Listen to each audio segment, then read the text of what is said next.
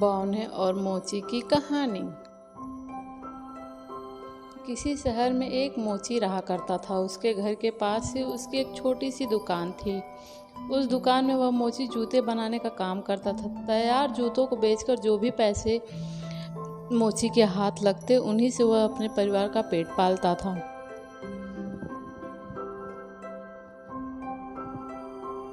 हालांकि मोची अपना काम बड़ी मेहनत और लगन से करता था, लेकिन धीरे धीरे उसके जूते खरीदने वालों की संख्या कम होने लगी।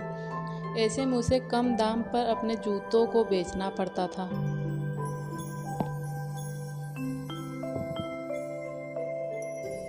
इसका नतीजा यह हुआ कि समय के साथ उसका सारा जमा पैसा खत्म हो चला।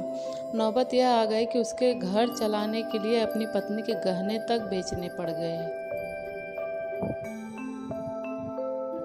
इस कारण मोची बहुत उदास रहने लगा। उसको उदास देखकर मोची की पत्नी उसे दिलासा देती हुई बोलती है कि सब ठीक हो जाएगा, भरोसा रखो, भगवान हमारी मदद जरूर करेंगे। पत्नी की यह बात सुनकर मोची झूठ मूठ का मुस्कुरा देता और मन ही मन अपने इस दशा पे हंसता है। एक समय ऐसा आया जब मोची को दुकान पर केवल एक जोड़ी ही जूते बचे। इसके अलावा उसके पास और जूते बनाने का सामान भी मौजूद नहीं रह गया था।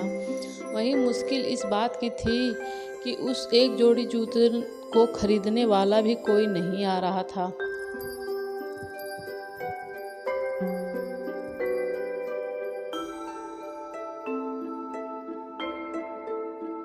जब कई दिनों तक उन जूतों को खरीदने कोई नहीं आया तो मोची उन जूतों को लेकर बाजार की ओर चल दिया।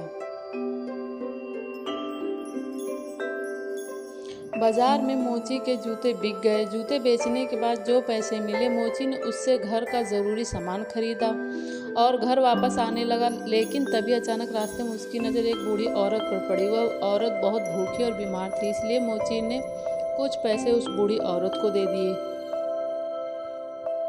अब उसके पास और जूते बनाने के लिए सामान नहीं था। वह दुकान लौटा और वहां उसने एक चमड़े का टुकड़ा बचा देखा। उस टुकड़े से केवल एक जोड़ी जूता ही बन सकता था। तो जूते के लिए मोची ने टुकड़ा काटकर तैयार किया और यह सोचकर घर चला गया कि अब अंधेरा ज़्यादा हो गया है, कल रोशनी में वह जूते तैयार करेगा।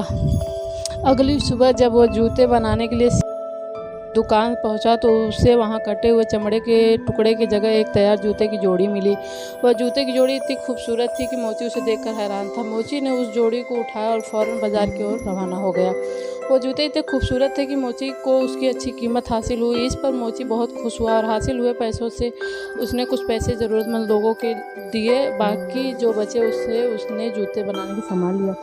उस रात उसने 2 जोड़ी जूते के लिए चमड़ा काट कर रखा और घर वापस आ गया। अगली सुबह उसे फिर से वैसे ही खूबसूरत 2 जोड़ी जूते मिले।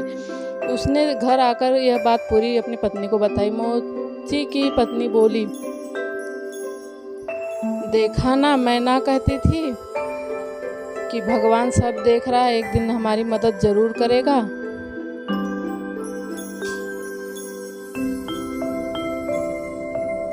ऊपर वाला सब कुछ देखता है, उसका ही किया है कि कोई नेक दिल हमारी इस तरह से मदद कर रहा है। अब तो रोज जूते के लिए चमड़ा काट कर छोड़ने और अगले दिन बने बनाए जूते पाने को सिलसिला ऐसे ही चलने लगा। धीरे धीरे मोची की स्थिति सुधर गई और उसने अच्छा पैसा भी जमा कर लिया। तभी मोची की पत्नी एक दिन बोली, हमें एक दिन रात को रुककर पता लगाना चाहिए कि हमारे लिए इस तरह से जूते कौन बना रहा है। यह सोचकर मोची और उसकी पत्नी रात को चमड़े का टुकड़ा छोड़कर दुकान में रुक गए। तभी उन्होंने देखा कि 3 बौने खिड़की से दुकान में घुसे और खुशी खुशी जूते बनाने लगे। पूरी रात खूबसूरत जूते बनाने के बाद वह तीनों बौने खिड़की के रास्ते ही वापस चले गए।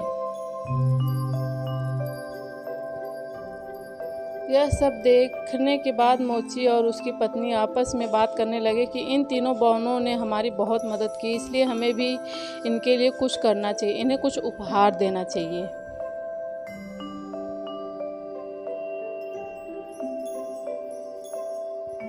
इस पर मोची ने अपनी पत्नी से पूछा, बताओ आखिर इन्हें ऐसा क्या दिया जाए जिससे इन्हें खुशी मिले। इस पर पत्नी कहती है, तुमने ध्यान दिया कि उनके कपड़े और जूते काफ़ी पुराने हो गए हैं, मैं उनके लिए नए कपड़े सिल देती हूँ, तुम उनके लिए जूते बना दो।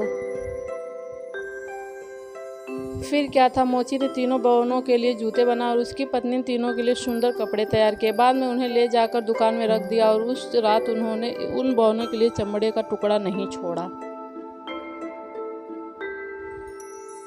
जब रात में तीनों बहनें दुकान में घुसे तो अपने नाप के जूते और कपड़े पाकर काफ़ी खुश हुए। उन्होंने कपड़े और जूते पहने और खुशी खुशी वहाँ से चले गए। उस दिन के बाद से कुछ दिन तक मोची ने गौर किया कि उसके द्वारा छोड़े गए कपड़े सेट के टुकड़े को वैसे ही देखा जैसे उसने छोड़ा था। मोची समझ गया कि अब बहनें उसकी मदद के लिए वहाँ नहीं आएंगे। उसकी स्थिति सुधर चुकी और उसे अपना काम खुद करना पड़ेगा। इतने दिनों में मोची को लोगों की पसंद का अच्छी तरह अंदाज़ा हो गया था, इसलिए उसने पूरी मेहनत के साथ बहने जैसे जूते बनाए और उन्हें बाज़ार में बेचा। मोची द्वारा बनाए गए जूते भी लोगों को बहुत पसंद आए और उसका काम अब अच्छा चलने लगा। Story the end.